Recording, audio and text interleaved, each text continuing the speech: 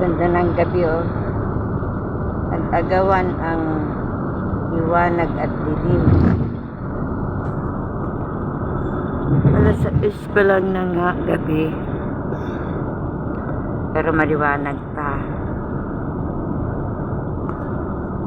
Ewan ko lang kasi pagka maliwanag sa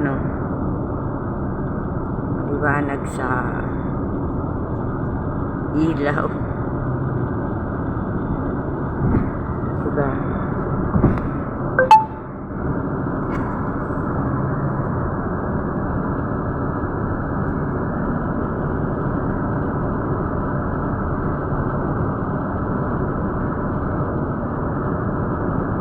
Kala nyo lang maganda ang kuwait, pero hindi. Kukunti lang ang mga may bahay. Kunti lang yung mga may bahay dito.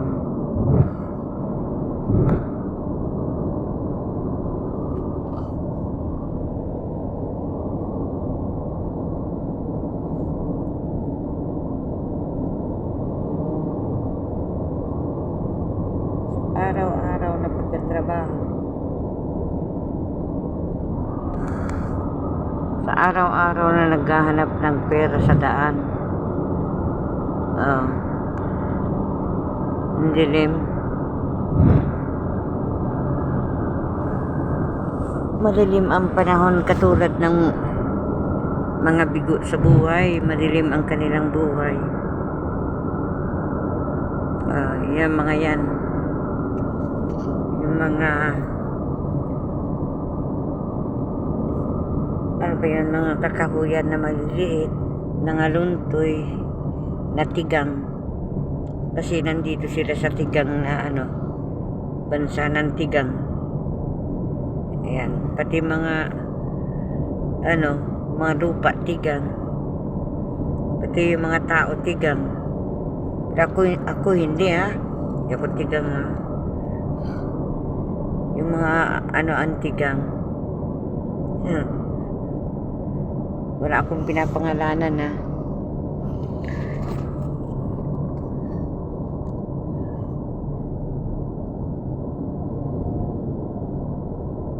Pati yung mga nasa sasakyan, mga tigang. Mga tigang yan. Basta't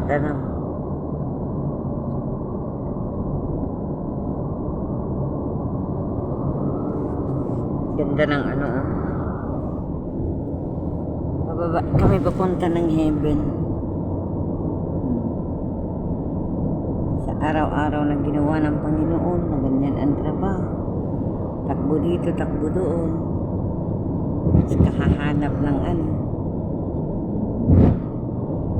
siguro sa pag-YouTube ko, siguro kung may amo lang ako, matagal na ako sinipa. Matagal na ako sinipa sa trabaho kong ito. Ang kaso, ako may hawak, kaya hawak ko ang oras. Pinakamasakit yung may magmamando sa'yo. Puyat ka pa sa pag-YouTube. Puyat ka sa lahat.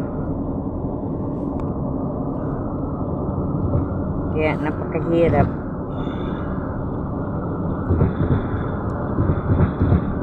Kaya yung iba nasisipa sa trabaho dahil inuuna nila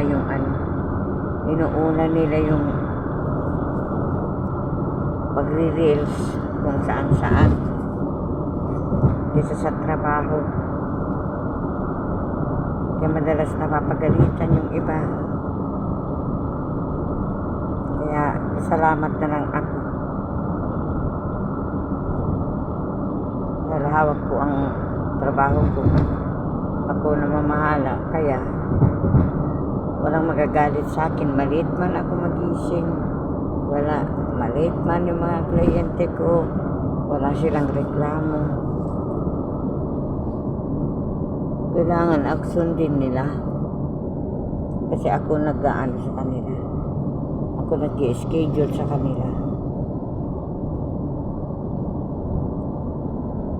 Nakakalungkot ang kadiliman. Parang sa dilim ng kalawakan. Ganyan kadilim ang buhay ng mga tigang. Sorry sa mga tigang. Kasabihan lang yun. Walang mapipison na. Ay, kung buhay. Kung walang tiyaga, walang nilaga. Talagang ano lang. Kailangan mo lang magtiyaga. Malapit na naman ang Pasko. Uwian na tayo. Pasko na naman. Kala na ako marami ng Pasko nagdaan sa buhay ko na hindi ko pa rin talaga wala pa ako nakakapiling sa kanila. Sa loob ng magpi 15 years na ako dito. Pero wala pa rin. Wala pa dinipon din dahil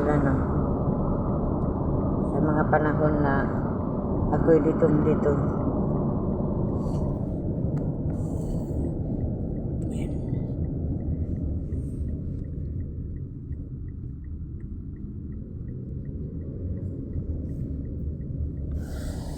Grabe ang traffic.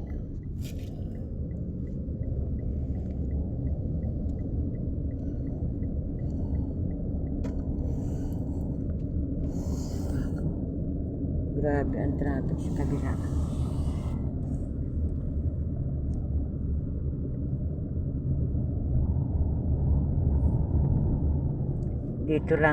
Dito lang kayo makakita ng mga bahay. Dito lang. Yan. Magsisimula na dito makakita ng bahay hanggang dumating ka sa bahay ko. Ganun lang.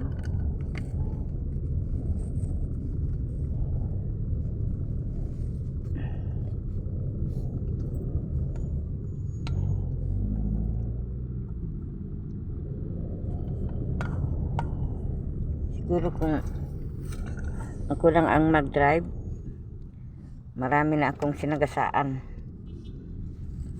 Kasi mainitin ang ulo ko pag traffic at inuunahan ako, lalo na pagka ino-overtaken ako, ay galit na galit ako nun. Ayaw ko yung ino-overtaken ako.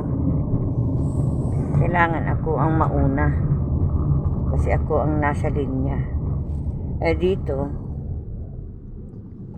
kahit nasa linya ka, kapag yung mga tigarito nagbisina sa'yo, nag-horn sa'yo, kailangan mo mag-giveaway sa kanila. Kasi nga, bansa nila. Kaya kung minsan, madali akong mag-init. Kaya sabi sa akin ng maneho ko, hindi ka pwede magmaneho kasi mainitin ka, sabi sa akin. Gusto mo ikaw ang nauuna kaysa doon sa taga-rito, sabi sa akin. Aba, natural, ako gusto ko kasi ako yung may-ari ng daan kita niyo yung traffic Grabe traffic. Yan, na-hang up kami dito.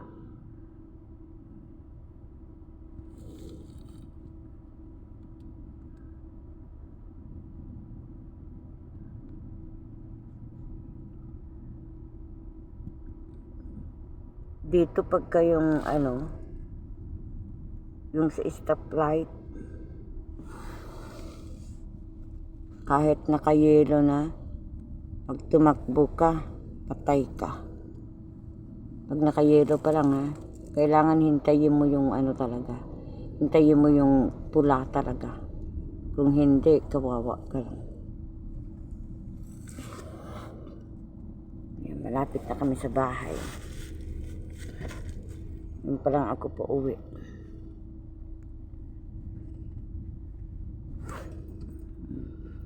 Dito ang pinaka-traffic main traffic dito sa amin.